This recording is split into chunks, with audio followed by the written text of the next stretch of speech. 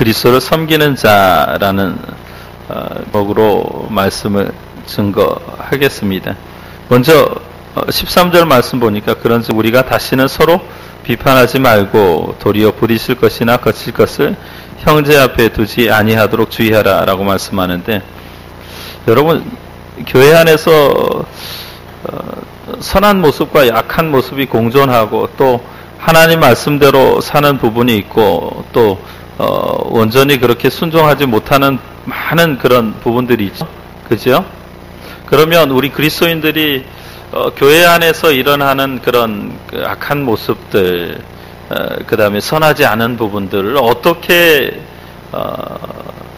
생각하고 어떻게 말하고 어떻게 행동해야 될까를 한번 생각을 했으면 좋겠습니다.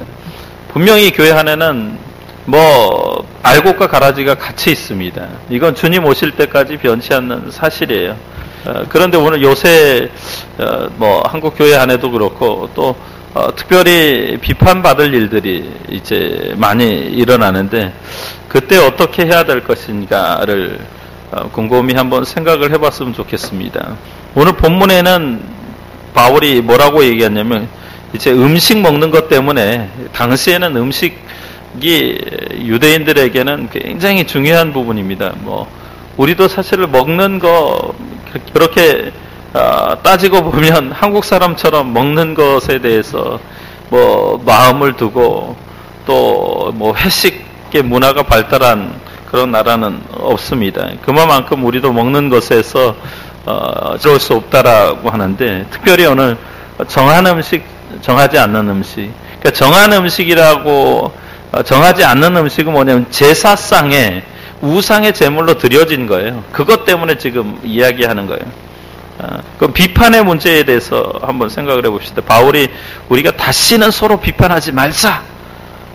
이 말은 예수님께서 하신 말씀이 있잖아요, 여러분. 어디에서 예수님께서 하신 말씀이에요? 기억을 더듬으셨어. 어려서부터 성경을 들었는데 산상수훈에서 말씀하셨는데, 구체적으로 어딜까요? 5장, 6장, 7장을 산상수훈이라고 하는데, 5장에는 애통하지 말라 그런 부분이 있고, 6장, 7장 부분에 7장 첫 1절에서 5절까지 이렇게 예수님께서 말씀하셔요. 잘 들어보세요.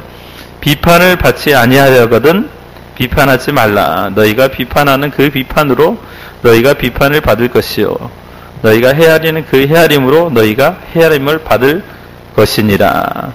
어찌하여 형제의 눈 속에 티는 보고 내 눈 속에 있는 들보는 깨닫지 못하느냐. 보라, 내 눈 속에 들보가 있는데 어찌하여 형제에게 말하기를 나는 내 눈 속에 있는 티를 빼게 하라 하겠느냐. 외식하는 자여, 먼저 내 눈 속에 들보를 빼어라. 그 후에라 밝히 보고 형제의 눈 속에서 티를 빼리라. 이 말을 우리 한국 속담에서는 뭐라고 얘기할까요? 예, 그렇습니다. 똥 묻은 개가 겨 묻은 개.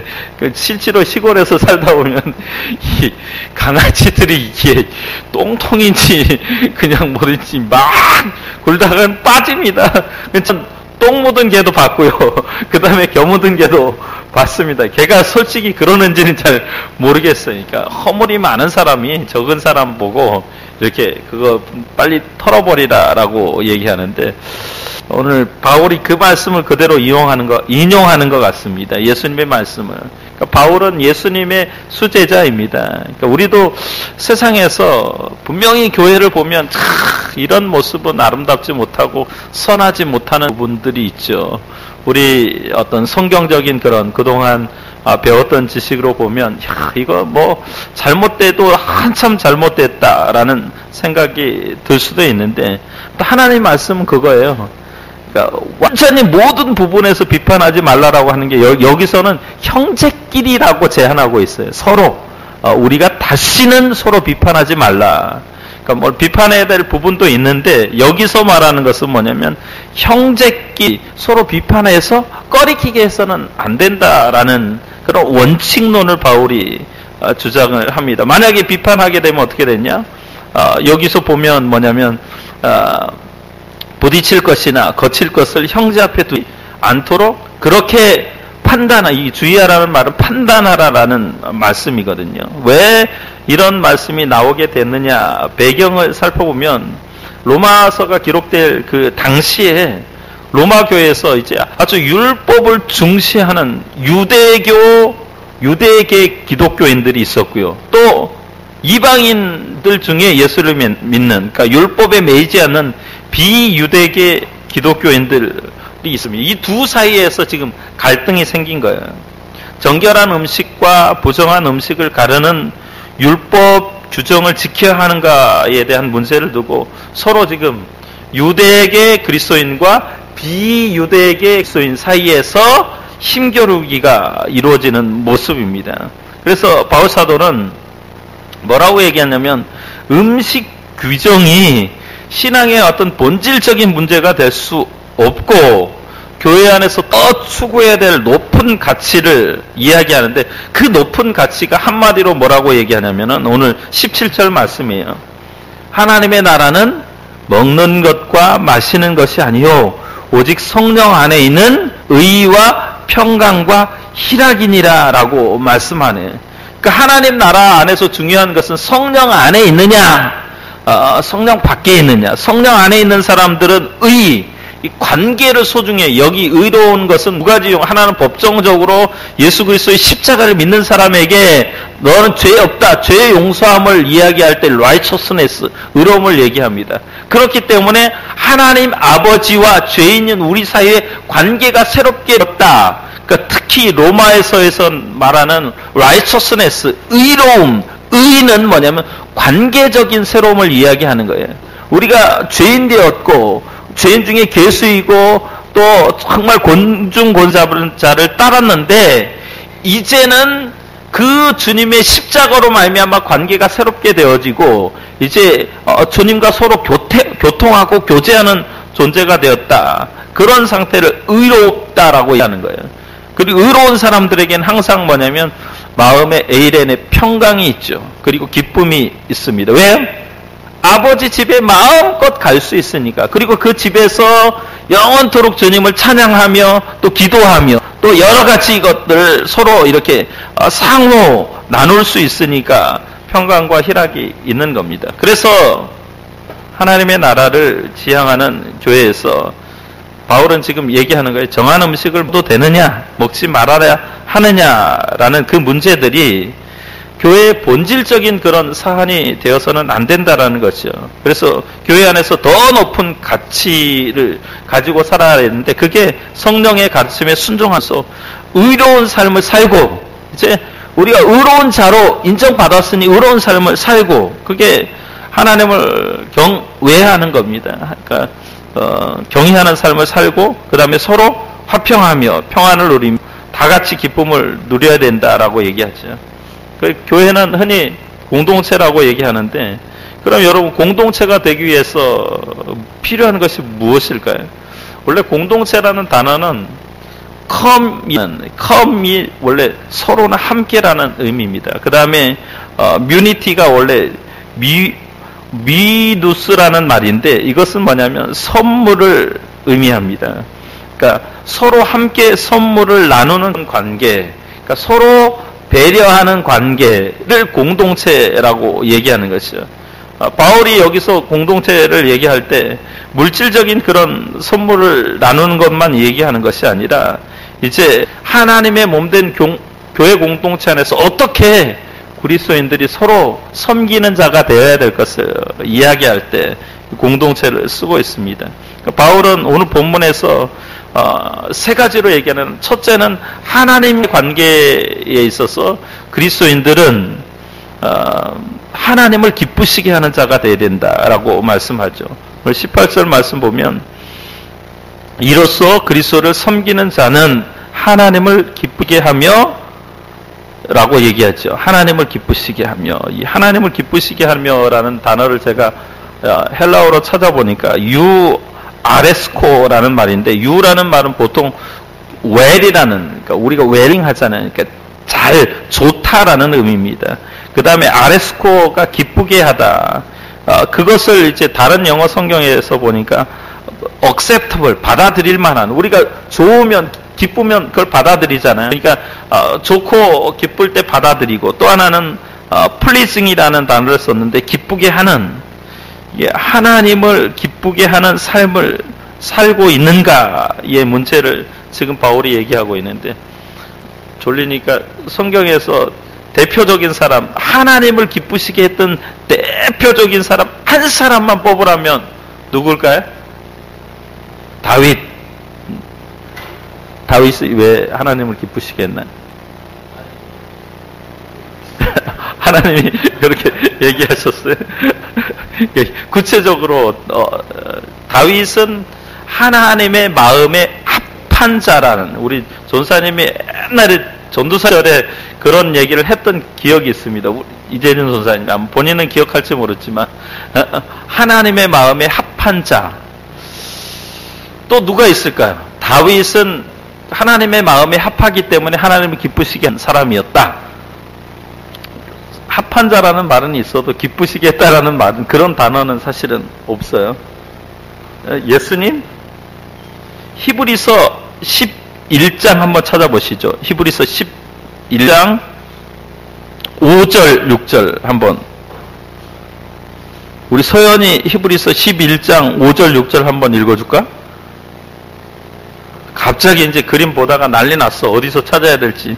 히브리서 11장 5절 6절. 서연아, 거기가 히브리서는 없어. 히브리서 어디 있냐면 신약의 365페이지에 있어.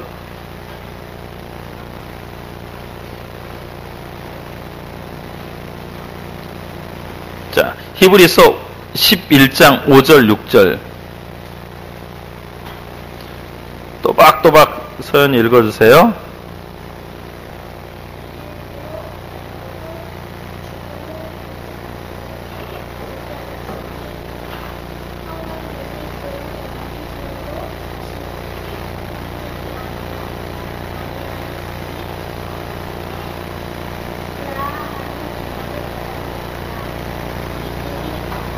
어이?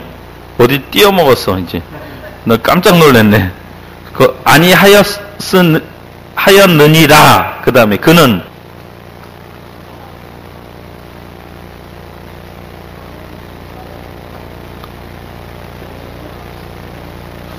어이? 또 그는 옮겨지기 전에 그게 없어?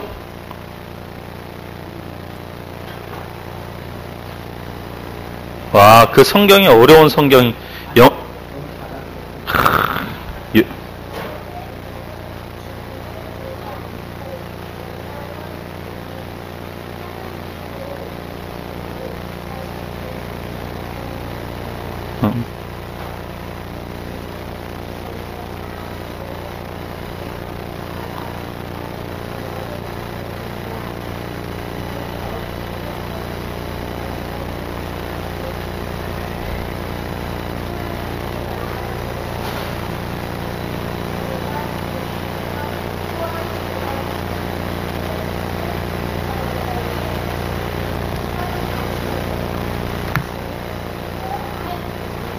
아멘.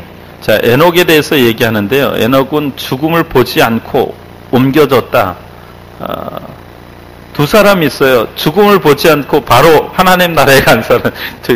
누가 있을까요? 에녹 한 사람.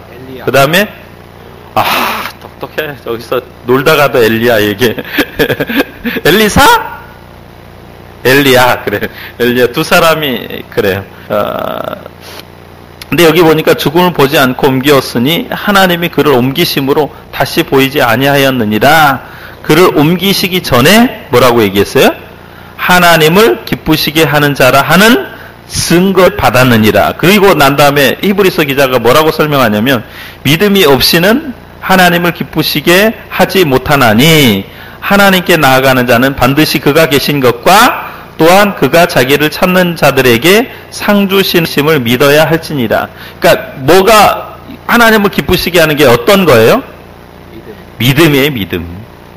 근데 이제 여러분이 창세기의 에녹을 보면 에녹은 믿음으로 사는 게 뭐냐? 365년 동안 결혼해서 애 낳고 살다가 죽은 거 외에는 없어요. 그럼 도대체 그 안에서 그 믿음은 뭐냐? 헬라어에 보니까 그 창세기에서는 뭐냐면 하나님과 동행하였다라는 단어를 쓰는데 뭐냐면 히트할라크라는 단어를 쓰는데 뭐냐면 이게 하나님이 옆에서 이렇게 걸어가면 마치 에녹이 하나님하고 붙어 있는 것처럼 그렇게 걸어가면서 항상 대화를 하는 거예요. 하나님 인식하면서 하나님 내가 오늘 지금 배가 고픈데 어디 가서 뭘 먹어야 될까? 구체적인 삶의 모든 것들을 하나하나 묻고 그 다음에 대답하고 묻고 대답하고 지시하고 따르고 순종하고 그런 삶을 살았다라. 그게 바로 하나님을 기쁘시게 하는 거예요. 그러니까 여러분들이 정말 한 주간 살아가면서 정말 마치 내 옆에 아니면 내 앞에 내 뒤에 하나님이 계시는 것처럼 그렇게 동행하는 삶을 사는가? 그것이 바로 하나님을 기쁘시게 하는 행위라는 거예요.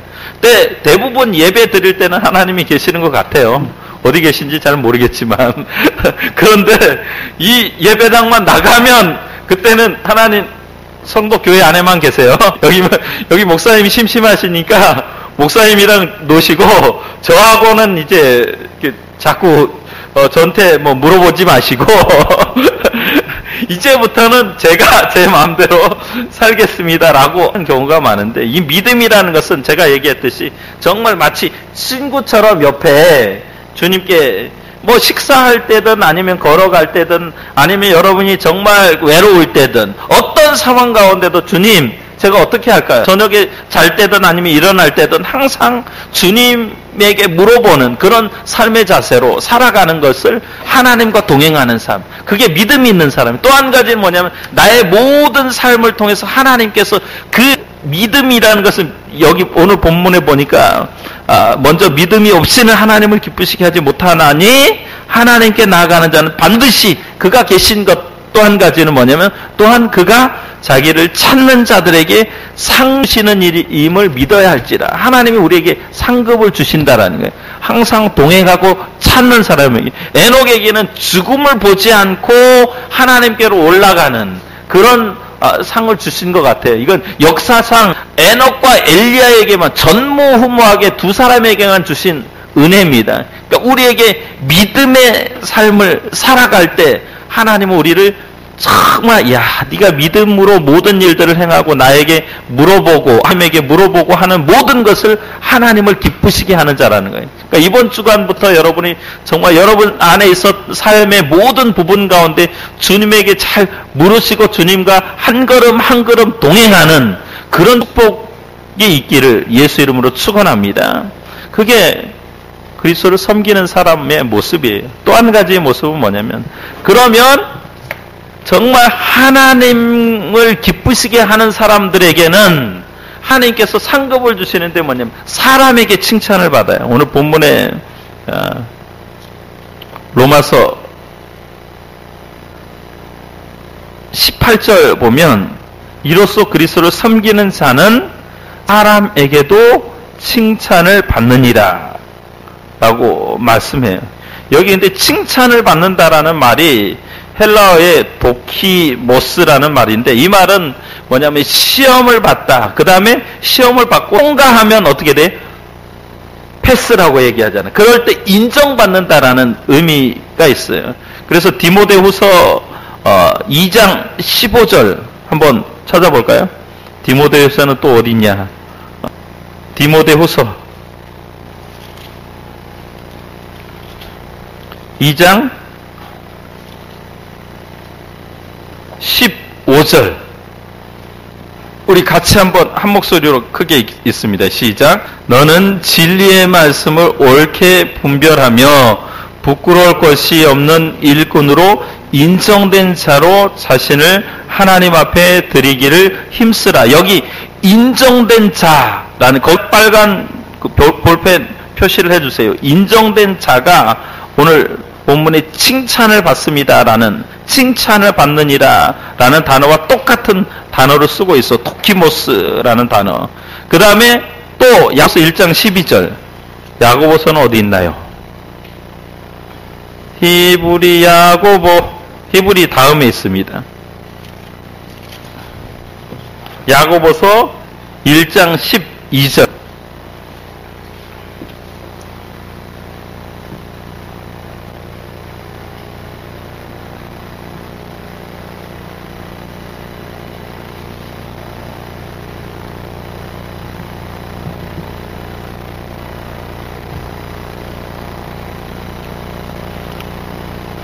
자, 시작. 시험을 참는 자는 복이 있나니 이는 시련을 견디어낸 자가 주께서 자기를 사랑하는 자들에게 약속하신 생명의 면류관을 얻을 것이기 때문이다.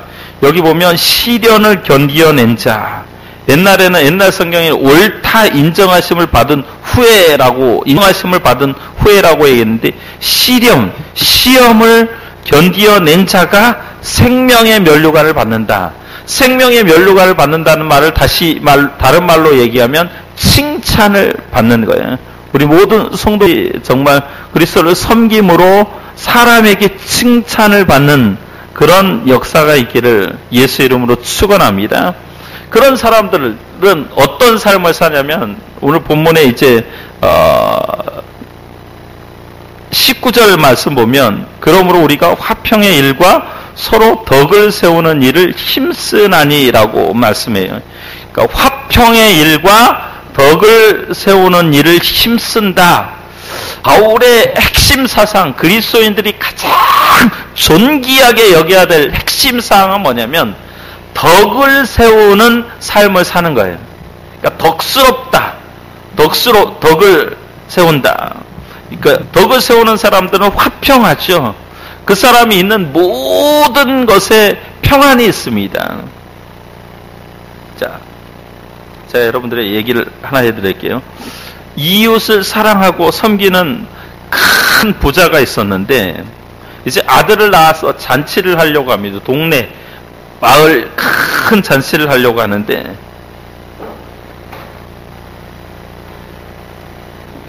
그 마을 안에는 부자들이 있고 가난한 사람들이 있어요. 여러분들이 덕을 세운다면은 어떤 사람들을 초청해가지고 배불리 먹여야 될까요? 가난한 사람들. 부자들은 초청 안 해요? 예? 같이 초청. 부자들과 가난한 사람들을 다 초청해야 되죠. 근데 어떻게 덕을 세우는 것이 좋은지에 대해서 이제 그 아버지와 아들 사이에 서로 이야기가 있었는데 큰아들이 아버지에게 뭐라고 얘기하냐면 아버지, 이번 동네 잔치는 가난한 사람들을 초청해서 우리 집에 가장 좋은 상석에 앉히고 대접을 하지요 라고 얘기했어요. 근데 아버지가 큰아들의 이야기에 동의를 하지 않았어요. 뭐라고 얘기했냐면 이번 잔치는 가난한 사람들이나 우리 창욱 집사님 말 맞다는 부자를 다 초청해서 그들을 빵껏 먹이되 가난한 사람들은 저 골방에, 사람들이 보이지 않는 골방에 음식을 차려서 대접을 하고 부자는 상석, 아주 좋은 상다리가 휘어들도록 좋은 상석의 자리를 마련하여 대접할 것이다 라고 얘기했어요. 큰아들이 왜 가난한 사람들은 골방에 하고 또 부자들은 이렇게 좋은 상석에 대접을 하냐고 이제 눈치를 주고 물으니까 뭐라고 얘기하냐면은 아버지가 얘기해. 왜냐하면 가난한 사람들은 잔치에 배고프기 때문에 잘 먹으러 온다. 그래서 골방에 자리를 마련하여서 다른 사람, 나 눈치 보지 않고 마음껏 먹게 해야 된다. 그래서 가난한 사람들은 그 골방에 음식이 끊이지 아니하도록 배 터지도록 그렇게 먹게 해야 된다라고 아버지가 얘기하는 거예요. 그리고 부자 잔치에 오는 것은 대우를 받고 대접을 받으려 오는 것이기 때문에 많은 사람들이 보도록 보이는 상석의 자리를 마련해야 된다. 그래야 돌아갈 때에는 가난한 사람이든 부자든 다 만족할 것이다 라고 얘기하는 거예요. 여러분 이 말이 좀 일리가 있어요?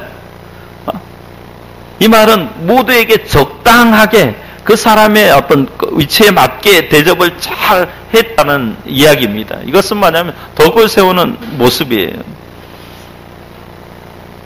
그리스도인들이 어디에 있든지 덕을 세우는 것이 쉽지 않습니다. 예수님의 말씀에 의하면 덕을 세운다라는 것은 뭐냐면 네가 대접을 받고자 하는 대로 행하라는 거예요.